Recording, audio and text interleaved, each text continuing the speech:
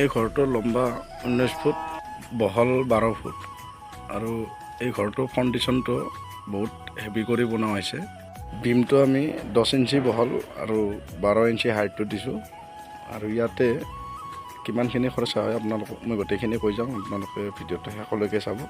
আৰু এতিয়া মই আপোনালোকক অলপ ড্ৰয়িংখন দেখাই দিছোঁ। এই ড্ৰয়িং এখন বনাই দিছে মোক আৰু এই ড্ৰয়িংখনৰ মতে কামটো কৰিব লাগিব।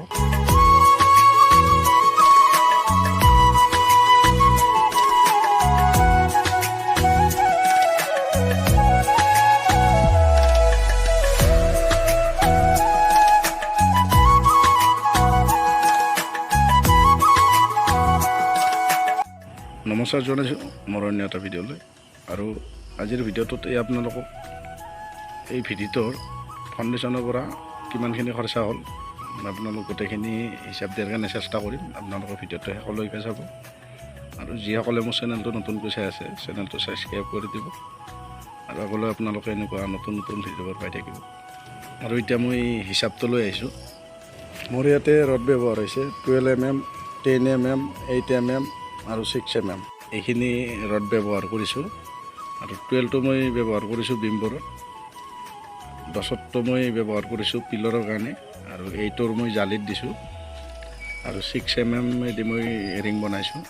আৰু ৰডটো মই কিমানখিনি আনিলোঁ আপোনালোকক মই কৈ যাম। ৰড 12 mm আনিছোঁ মই 8 পিচ, 10 mm আনিছোঁ মই 6 পিচ আৰু 8 mm 5 piece, 6 mm 20 KG.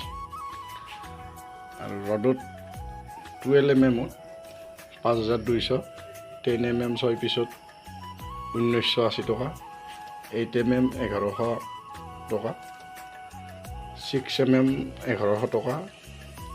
Cement ইয়াতে মোৰ ব্যৱহাৰ হৈছে 12 পেকেট, ইয়াতে 5520 টকা পাৰ বেগ, 460 টকা কৰি।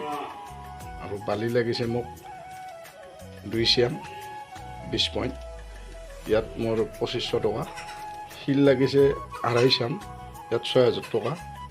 আৰু ইটা মোৰ ব্যৱহাৰ হৈছে 130টা ইটা, ইয়াত 1170 টকা। আৰু গোটেইখিনি মিলাই ইয়াত টকা হৈছে 34,570 টকা।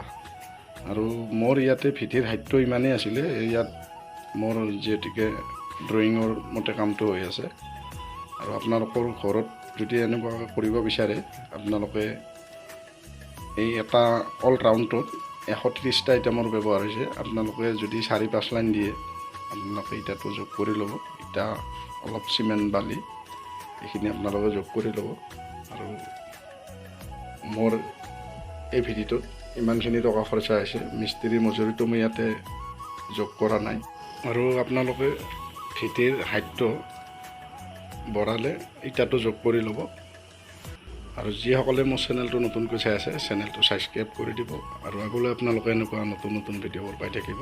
আৰু আজিৰ ভিডিঅ'ত মোৰ ক'ব লগা ইমানেই। ধন্যবাদ।